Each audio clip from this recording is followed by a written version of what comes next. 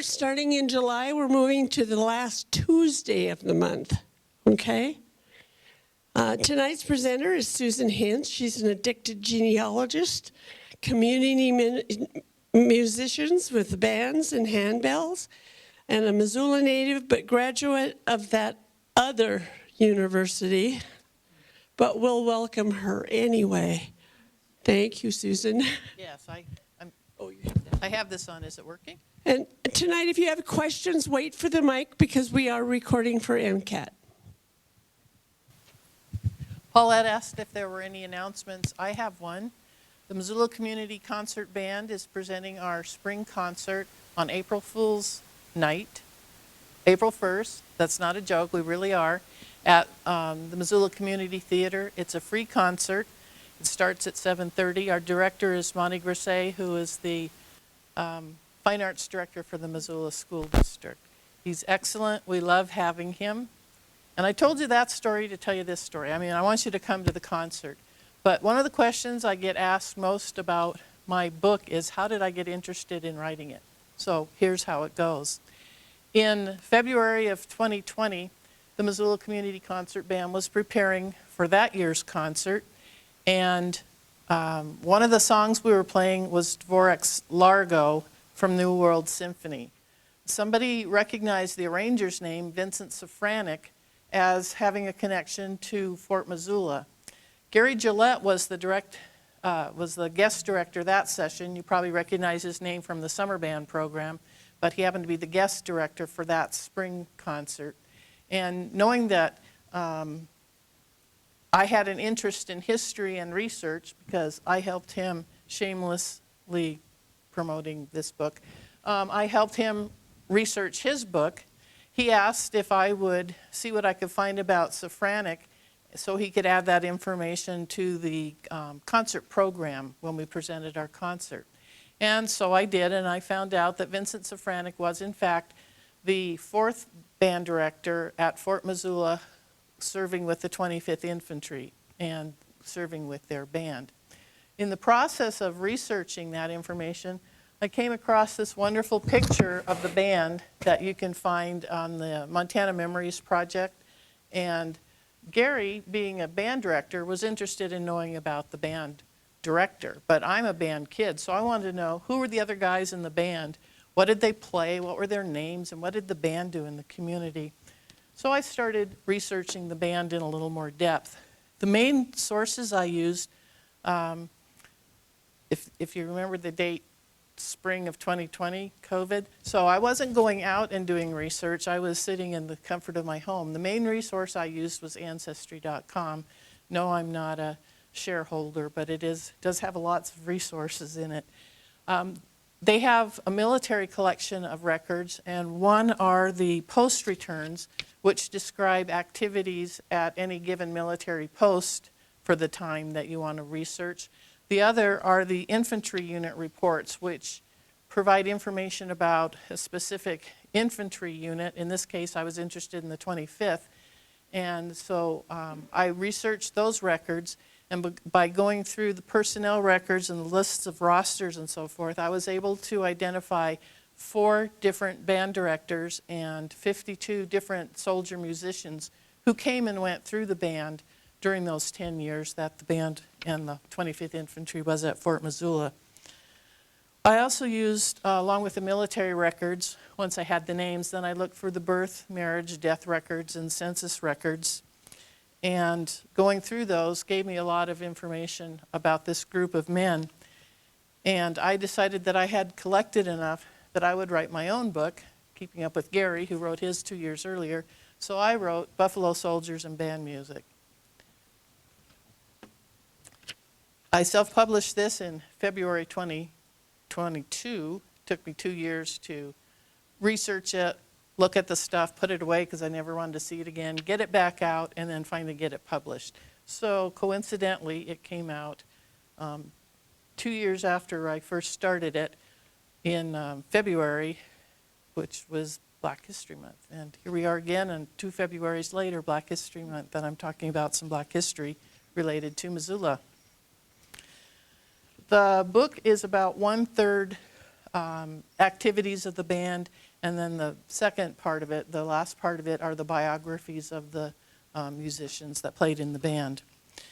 In June 1888, the Deer Lodge newspaper reported that the War Department had ordered that regimental bands would not be allowed to play events or concerts other than at the posts where they were assigned. Apparently that rule or order didn't stay in effect very long because most bands, especially the Missoula band, were playing everywhere. And it's a good thing. I'm glad that they didn't stick with that rule, because who knows how many young men were inspired to patriotically enlist in the military after hearing the stirring music of the brass band. Or maybe some young man or woman was encouraged to learn an instrument after hearing these musicians play.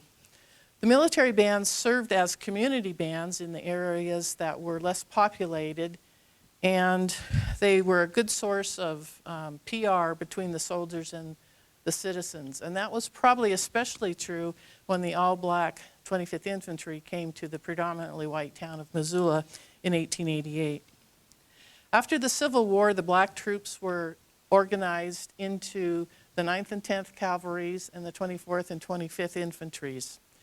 They were sent to the Southwest, away from the more populated areas, because you probably understand that soon after the Civil War there may have been areas in the country that didn't really want a bunch of armed black men in their midst.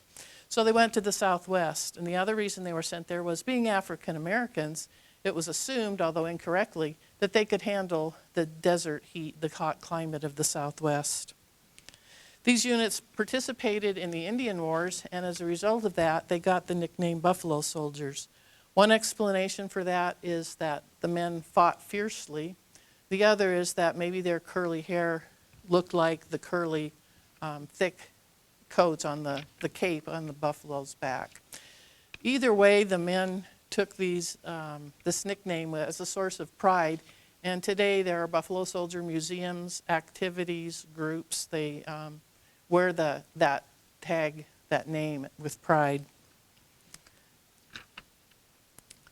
The 25th Infantry did start out in the Southwest. It gradually made its way up through the northern Great Plains, went to Fort Snelling, and then was sent to Missoula to replace the 6th Infantry. They arrived in May 1888, and they played their first concert a few weeks later for the graduating class of 11 at Missoula High School. When the band was arrived here in 1888, the authorized size of the band was 16 musicians, and this was increased to 20 a few years later. So when I say there were 52 musicians in the band, that wasn't the size of the band at any one time. It was never bigger than 20. The chief musician, or bandmaster, was white, and the Army liked to hire Europeans for these jobs, directing the black bands, because they thought that the Europeans might be less prejudiced towards the black band members. And in fact, of the 4 band members who are bandmasters, chief musicians, who served at Missoula, Fort Missoula, 3 of them were from Europe. 1 was an American. The bandmaster was expected to be able to teach the music, play the instruments, and some were composers and arrangers, as Safranik was. The highest ranking black musician was the principal musician, and he served as a substitute director or an assistant to the director. And the next one, who was sort of the equivalent of a sergeant, was a drum major. At the time of the enlistment, almost no recruits listed their occupation as musicians, so they learned when they got to the Army. And looking at the rosters, and you see somebody who's absent from the fort, from the band, it often says "sent to learn music." That's one of my favorite phrases. They were actually they invested enough to send them somewhere to learn how to play their instruments. Rosters show that individual companies in the cavalry and infantry had trumpeters and musicians, and I started tracking these people down until I realized that these were the buglers for the company, and they weren't really band members. Some of them did go to the band. It seems like a good source, but even though the infantry called them the company musician, they were not band members until they actually transferred to the band, if they did. The instruments used were the D-flat piccolo, E-flat and B-flat clarinets, E-flat and B-flat cornets, alto horns, which is what I play when I'm not playing French horn, baritones, slide or valve trombones, tubas, and percussion of bass, snare, and cymbals. A lot of people aren't familiar with a valve trombone, but it is just what it says, and I don't know how well it shows on the picture. But if you play a slide trombone, you have to learn where the positions are. If you play a valve trombone, you have to learn the fingerings, but it's the same fingerings for the trumpet, the alto, the tuba. So the men could switch around. If they were the trombone players, they could switch back and forth if they used a valve trombone. That's what Gary Gillette told me. I don't know. Got to consider the source, but it sounds reasonable to me.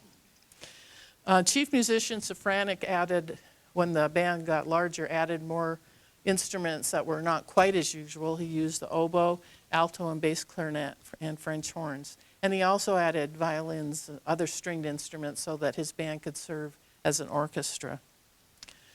The men were soldiers first and were trained as such.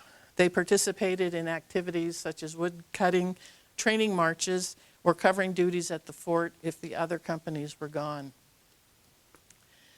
They also served in combat as the medical corpsmen. Being in a band was a preferred duty as they had more free time and they could rent themselves out as musicians and make extra money. At the time that the 25th arrived here, an infantry private made $13 a month for the first 3 years and then $14 and $15 for the end of his 5-year enlistment. If he had continuous employment, he made $18 a month for the next 5 years. The sergeant made $5 more. The principal musician started at $22 a month. The chief musician started at $60. In 2022 dollars, the private was earning $450 a month. And as an example of hiring themselves out, the band was paid $600 to play at a political convention, and this would have divided up amongst the bandmen to be about 2 months' salary for one event. Newspapers of the era describe the activities of the band and in the community, including publishing the programs that they played. As a regimental band, they performed at formal and social events at the fort, playing military music, classical music, and popular music of the era. Concerts were also followed by dances that lasted for hours, and they played for ice skating parties, for visiting dignitaries, and they were part of the entertainment when the Bicycle Corps gave demonstrations before their ride to St. Louis in 1897. They performed at sporting events and such as horse races and ball games, and they even had their own baseball team. The band had, along with the other companies, had their own team. Records show that the band members were usually always on furlough at the same time. I guess they didn't want to have half a band. They would just have the whole band be gone for their 2 weeks or whatever. And they would go on hunting trips or do a wagon ride to Flathead Lake. One August, they were camped across the river down from Stevensville, down in the Bitterroot, and the community came out and asked them to put on a concert. Well, these guys were on vacation, so they hadn't packed their instruments, but they said, we've got a community band, you can use our instruments. So they loaned them the instruments from the Stevensville band, and the 25th Infantry put on a concert. The 25th Infantry Band participated in civic events such as the laying of the cornerstone of the Northern Pacific Hospital. They played for the Lolo School Picnic and the Fireman's Ball. And when the new railroad between Missoula and Coeur d'Alene was finished, there was an excursion train planned leaving Missoula, and they invited the band to go with them. They stopped at the top of the pass to take on coal and water. Someone got off the train, climbed up a cliff, and hung the American flag from a tree. And the band got off the train, and with soldiers, musicians standing on either side of the state line, they played the Star-Spangled Banner, which echoed across the mountaintops. The band was particularly busy for holidays. They played parades and concerts for Memorial Day, 4th of July, Columbus Day, and then they were always busy at Christmas time playing events for that. The bands were also busy when the politicians were politicking. I mentioned before that both the Democrats and Republicans hired them to play conventions in Missoula. And at one event where the man was speaking too long apparently, Somebody in the audience said, "I wish that man would be quiet. I came here to hear the band." The band was recruited to play at social events from weddings to funerals. When Hong Louis died after his Chinese funeral rites, the 25th Infantry Band in full uniform participated in the procession, his funeral procession to the cemetery. The band played for church events such as fundraisers, and the children from the sisters' school went out to visit the fort and heard the band play there. They played for union events for miners, newspapers, and fruit growers, and they performed at business events like grand openings and employee picnics. One of the band members, named Robert Tellys, organized Tellys Minstrels, and most of the people in this group were members of the band. They hired themselves out and presented skits, dances, and music. The band was authorized by the War Department to go to Butte for the 33rd anniversary of the Emancipation Proclamation, and newspapers reported that at the events held at Columbia Gardens and other locations, band members were received really well and treated with great hospitality. As a way of thanking the businesses of Butte, they serenaded some of the businesses downtown before they got on the train to come back to Missoula. In 1897, the band was sent to spend 2 weeks at Fort Harrison, and they treated Helena to parades and concerts. And the visit went so well that it was extended for 2 more weeks. The people from Helena decided to try to steal the band, and they filed a petition trying to get it to be posted at Fort Harrison. That did not succeed, so they came back to Fort Missoula. In 1898, the 25th Infantry was ordered to go to the southeast part of the country to get ready to participate in the Spanish-American War. They rode in wagons from the fort to the south edge of town, and then they marched through town. The newspapers reported that the Easter services on that Sunday were delayed so that the people could come out and see these soldiers off. Well, encamped at Chattanooga, great numbers of the black citizens from that area came to see the 9th and 10th Cavalry and the 25th Infantry, and the band played the music at the church services. At the end, they played "My Country 'Tis of Thee." The soldiers stood and saluted, and the citizens joined in the refrain. The 25th Infantry went to Cuba and the Philippines and did not come back to Fort Missoula. 4 different men served as chief musician in Missoula, and I'm going to talk about Safranik, since he was the one who got me started on all of this. He was born in 1867 in Czechoslovakia. His father was a military musician, and he took his family to Wisconsin. When Safranik was an adult, or a young man, he went back to Europe and got more training, and then returned to the U.S., where he either played in or directed military bands. He came with the 25th from Fort Snelling to Fort Missoula, and his family was with him. He had a wife and 4 children. After he was, he went with the band to the Philippines, and it was reported that he died there. Actually, he didn't. I got him mixed up with the other person. He went with the 6th Infantry and played in at the St. Louis World's Fair. He went with his family to Hawaii and directed the Coast Guard band there. And he wrote, besides his composing and arranging, he wrote essays on how to recruit military musicians, directors, and band members. And he wrote instrumental instruction manuals for trumpet, bugle, and drum. He went to California, and he died there in 1955. John Norton was the longest-serving principal musician.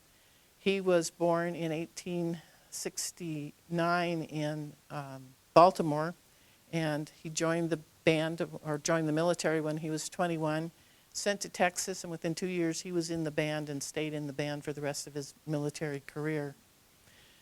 After his first 5-year enlistment, he re-enlisted and got married, and he and his wife came to Missoula when the band came in 1888. The 1900 and the 1910 census records ask the woman how many children they've had and how many are still living. And sadly, Louisa Richardson Norton had to report that she had had 10 children, but only 1 survived. So 5 of the Norton children are buried at the Fort Missoula Cemetery. Norton went with the band to the Philippines, and it was reported that he died, but he didn't. He continued with the band until it was about time for him to retire. In 1907, there were reformers who thought that the black bands should have black band masters. So perhaps as a reward for his decades of service, he was appointed the first chief musician, the first black chief musician of the Army bands. He decided not to retire, so he was able to hold that title for another year before he eventually did resign, and he and his wife and daughter moved to Denver, where he died about 1935. He's buried at Fort Logan, and the headline for his obituary said, "Brilliant soldier musician passes away and is laid to rest." Another Fort Missoula musician who went up in rank quite high was Elbert Williams. He eventually was a band director at Tuskegee, and then he was a band director, chief musician for the Army bands after Norton was appointed. Soldier musician John Gainey also was quite a successful person. After he left the band, he became a postal railway clerk in Great Falls, and he rode the trains sorting and distributing the mail along the railroad route. He eventually moved to Washington, D.C. and became the highest ranked black postal employee. And one of his jobs was to supervise the airmail services, which he did by riding in the planes in the 1920s. I just think it's kind of interesting, the changes in technology and transportation he saw from being a soldier in the Southwest Indian Wars to riding in airplanes. Robert Tellez was a little more infamous than famous. He's the one who had the minstrel shows. While he was in Missoula, he was accused of being involved in a street altercation and beating a woman up. He wrote a letter to the newspaper saying that that isn't what happened and that they settled things amicably. When he left Missoula, he was arrested and charged with shooting with intent to kill. That trial ended in a hung jury, and before a second trial was held, he pled guilty, served his time, and got out and enlisted in the 9th Cavalry. His problems didn't end there, though. The newspapers reported that a young lady had rejected his advances, and one time when he tried to speak with her, 2 companions told him to stand back and not approach her. He pulled a gun and shot and killed the woman. The newspapers all said he would surely hang for that. His argument was self-defense, saying that he thought the 2 male companions were armed, and so he shot in self-defense and accidentally hit the woman. He was convicted and he went to prison, but he seemed to thrive pretty well in prison. He played violin and trumpet. He taught music. He learned French. He wrote essays for the prison newspaper, and he coached the baseball team. So he used all the skills that he had learned here at Fort Missoula for his time in prison. He apparently got his conviction overturned. He got out, got married, and was even able to claim his Army pension. Another person that has what I think is an interesting story is Sandy Gardner. His family moved from Virginia to Los Angeles in the early 1890s, and Sandy worked as a porter for the Santa Fe Railroad. An acquaintance asked him how to get a job with the railroad, and he gave him the name of the person to contact. And the acquaintance was told that he would get a job when there was an opening. He decided to create an opening. He sent a bottle of cherry wine to Sandy, laced with strychnine. But he didn't know that Sandy's schedule had changed, and 2 other employees of the railroad found the bottle, drank it, and they both died. The guy was arrested, and his defense was that he only wanted to make Sandy sick so he could take his job, and if the other guys hadn't stolen the wine and drank it, they wouldn't have died. That defense was not successful, and he was sentenced to life in prison. Sandy joined the 25th Infantry Band, or in 25th Infantry, and was assigned to the band. And when he retired after 30 years of service, it was believed, all in the band, it was believed that he was probably the oldest Army corporal at age 70, and perhaps the oldest soldier when he retired at age 70. A person whose name you might recognize with a connection to the 25th Infantry Band that still has a connection to Missoula is Naseby Pete Reinhardt Jr. from the university, the athlete and athletic trainer. His first wife, Vivian, was a granddaughter of one of the musicians, Richard Brooke. While researching the Missoula Post Cemetery in connection with researching the 25th Infantry, I came across a decades-old story in the Missoulian where the reporter was quoting a former Fort Missoula researcher, and that person said that all of the children in the Fort Missoula cemetery were black children of black prostitutes who worked at the bordellos that catered to the black soldiers, and the headstones just said child on them. They didn't have names. Well, I had been out to the cemetery enough to know that that wasn't accurate. A lot of the children's headstones have names or say child of. So I dug into that a little bit more. And of the roughly 300 burials out at the cemetery, only 66 are children, and of those, not even half were black children. And of those, most had names on their headstones or said child of. And it was the custom of the time, if you had a stillborn, you might not name it or record the name. You might have a personal name, but it might not have been recorded on the death records, which would have been used to get the headstone from the military headstone. So I was able to sort of disapprove that assertion. And I also found, besides finding the names for all the children and knowing who their fathers were, I found marriage records for most of them. So there's no indication that any of them were children of prostitutes that catered to the black soldiers. It's just a little hard to go back 20 years and correct a Missoulian article. The cemetery holds the bodies of one band member and 7 children of band members. As mentioned before, John and Louisa Norton had 5 children buried out there, C.A., Dorcas, Henry, and 2 who were unnamed. Cyril Brack, the son of one of the chief musicians, one of the white band members, is buried out there, and Violet Howard, infant child of John Howard and his wife Marion, is buried out there. Private Charles Wheeler died just a few months after arriving in Fort Missoula, and he was killed at a bar near the fort. He was shot, and it was originally described as or explained as an accidental shooting, but his wife wanted a more in-depth investigation, and as a result of that, the person was charged and convicted with shooting Charles Wheeler. The wife wasn't named in the news story, and when the soldier died, his property was inventoried by the Army, and it just says turned over to the wife. It doesn't, or turned over to the widow. It doesn't say what her name is, so I don't know what her name is, but it is evidence that at least the military recognized that as a marriage. Searching online for information about the 25th Infantry at Fort Missoula results in lots of references to the 25th Infantry Bicycle Corps. And I don't know if you've had anybody come in and talk about that. Some people, I'll bet you guys all probably know about this, right? So I'm going to keep that brief. They trained in 1896 and then made a bicycle ride to St. Joseph, which is near St. Louis, Missouri. The goal of this was to prove that bicycles would be a viable replacement for the Army horse. They didn't get tired. Doesn't matter about the person pedaling it. They didn't have to be fed. Nobody had to hold them during battle because bicycles weren't going to spook at the sound of gunfire. So they thought these would be a great replacement for the horses.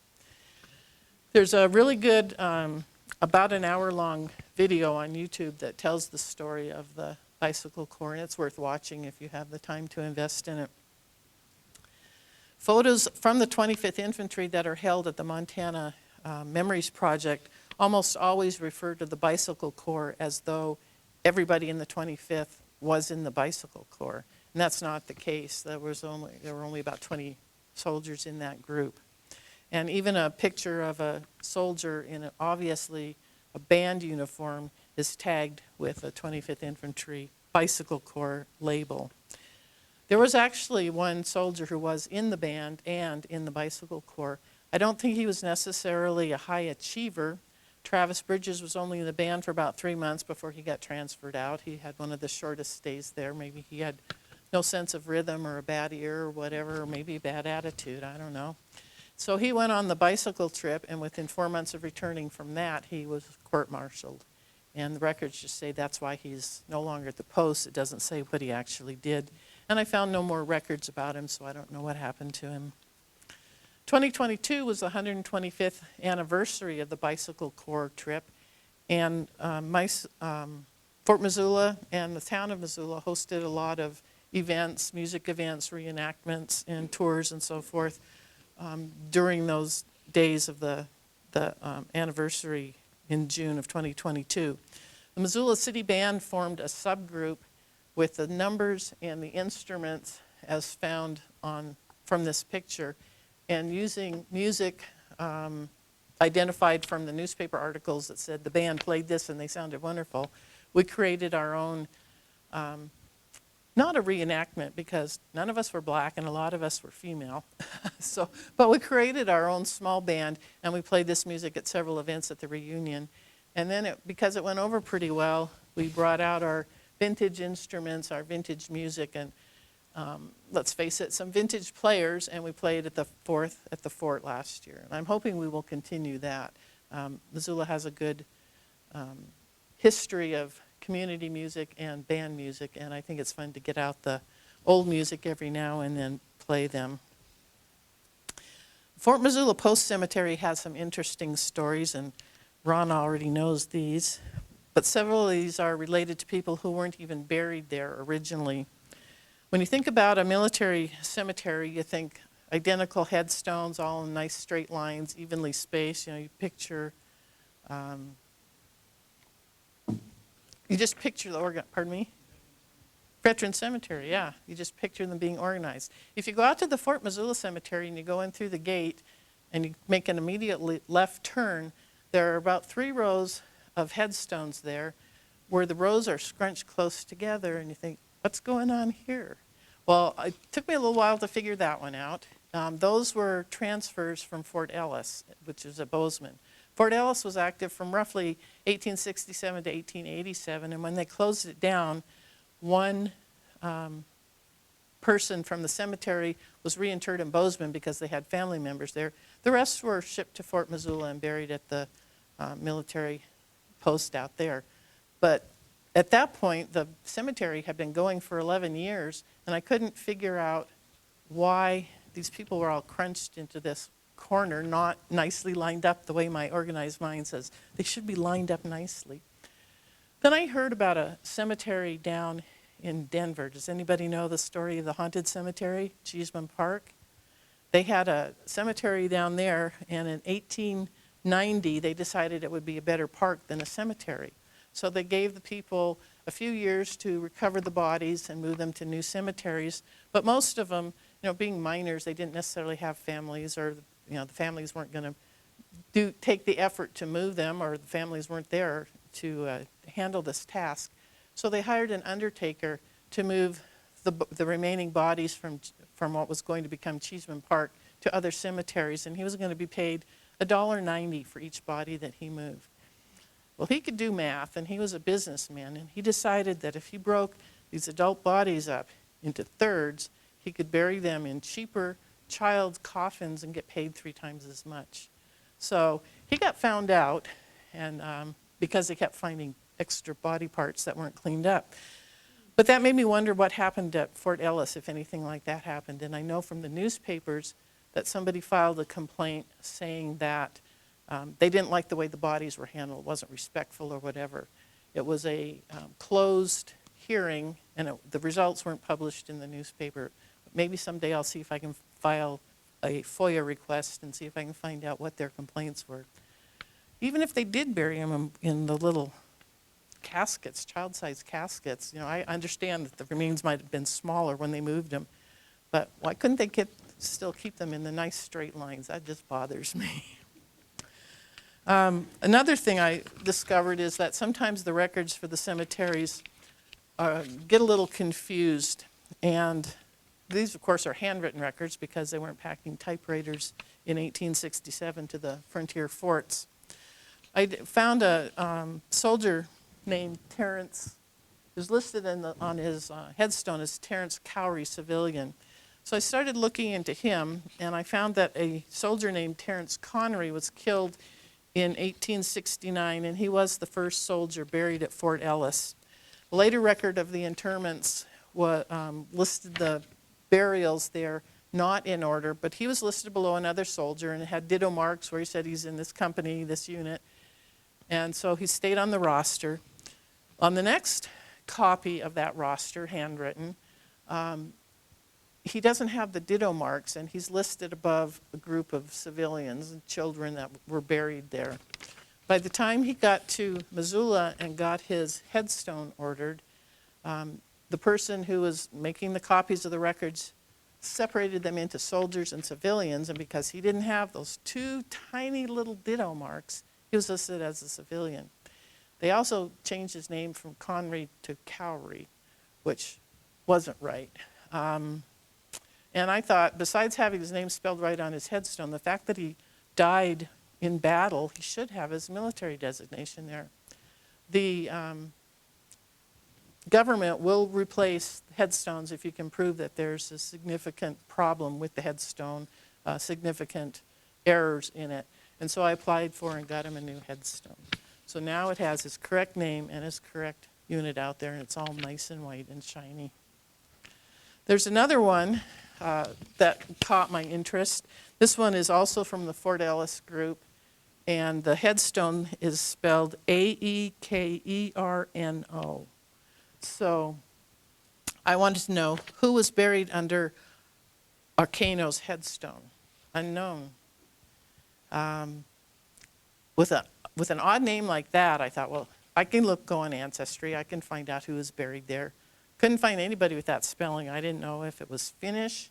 Somebody thought it might have been Japanese. Maybe he was one of the internees and got buried there, but they didn't realize he was in the Fort Ellis group. Finally, tracking him backwards, I found that the very first burial there was unknown. And in the way it was written and copied at least 5 times into the new records, it eventually became Aekerno, Aekerno civilian. So who's buried under his headstone? Unknown. Probably we'll never find out. If they didn't know at the time they found the body and buried it, there's no way for me to know. But it was an interesting research project. That's all I have formal to say about the books. I have copies of Gary's book for sale. If anybody wants to buy that, it's $15. Mine is bigger, so mine's $20. And it was written later, so, inflation. I don't mind hawking my books because all the money that Gary and I make selling these books at events like these go to the Missoula City Band. So it's a fundraiser. If you didn't bring money with you, you can get the books out at Fort Missoula, where mine were also donated, so 100% of what you pay for the book at the gift shop also goes to the museum out there. So I'm happy to answer any questions that you might have. Thank you. Does the fort have any historical music, the music that they used? Does the fort have it? Or some entity have it? The way we know what they played is from the listings in the newspapers, and we were able to get reprints of that music for us to perform. We actually, and by we I mean Gary, actually tracked down descendants of Mr. Safranek to see if they had any sheet music and left of his, and they didn't. But a lot of his stuff is, I won't say it's in print, but it's available, their music is available at places like Library of Congress. Yeah, I just wondered if somehow in the movement, the closure of the fort, that was just sort of left behind. No, it went with them to the Philippines, because the band went to the Spanish-American War, so they would have taken it. And I kind of suspect, I don't know how much of it was written out. It's probably written out to learn it, but I kind of suspect they memorized a lot, because I know Susan's band did. Who provided their instruments, and how did they decide who would play what? The Army provided the instruments. In fact, I'm I thought about bringing it. I'm the proud owner of a very pretty silver alto horn that says U.S. Army. Oh, Ron, help me with this. What's the group that, the part of the Army that provides supplies? Quartermaster. USQMC. It's stamped right on my horn. So the Army buys the instruments and provide them. As far as what they learn to play, I imagine that they learn to play what was missing from the band. You know, if the trumpeter's enlistment is up and that's what they need, then whoever comes in next is going to have to learn to play that. What size is the band? When the band, Normally? the band, when it came, the authorized size of a military band in that year was 18 people, and it was expanded a few years later to 20. An idea of when they sent them off to go learn music, where they went, like how far? I don't know. I'm guessing it was somewhere they could get to on the train, possibly back to Fort Snelling because the band was very active there. But I don't know exactly, just as gone to learn music. Since you said they were all hired out to play at various events as weddings and parties and stuff, was there ever any prejudice then? I did not find a lot of negativity in the newspapers when I read that, and I was sort of expecting it, but most of what I heard was very complimentary about them, about how good the music was. And so I don't think there was. One of the reasons I spent time at the Fort Missoula Cemetery was I was also curious to know if the burial sections were segregated. And what I found out, what you might expect, is that for the soldiers, you know, there'd be one unit there, an infantry or cavalry unit, so they were all buried together. So they were sort of segregated because then the next group came in and they were buried together. But if you look at the overall cemetery layout, you know, they have the soldiers in the front, the women and children in back, but they're sort of all blended out there. So I didn't see any. I'm sure there was individual concerns, especially if you had Southerners who came to Montana after the Civil War. But the newspapers are all very complimentary, except about their baseball team. Apparently they spent more time practicing their instruments than practicing their baseball. They weren't always successful with their baseball team. One thing you said that was very surprising to me was when they were down on vacation down in Stevensville, and that the city band members shared their instruments. Yeah. You know, never mind the brass instruments, but the clarinets and, you know, which is remarkable and good for them. Yeah, that occurred to me too. I mean, especially when you hear the more recent stories about not wanting to swim in the same swimming pool and things like that. That did sort of surprise me. Yeah, so I was glad to see that. It's one of my favorite parts of their story. Was there any indication of anybody from the 25th that mustered out while they were here and stayed? Yes, not from the band, but can't remember if I referred to them in the books or not. But yeah, there were a couple of families that did stay. There's one guy who had a cleaning service, cleaned houses, and I forgot what else. And I will think of their names as soon as I leave. They also have several kids buried at the cemetery. And he was one that, I think he was one of the buglers, and he was the one I started looking at, and I thought, well, wait a minute, he's not really a band member. He's a bugler for his company. And so I sort of put him aside and didn't finish with them. But yeah, they stayed. They lived up on the north side, I remember that. Several kids in the family. Dorsey, I knew I would think of it. Dorsey family.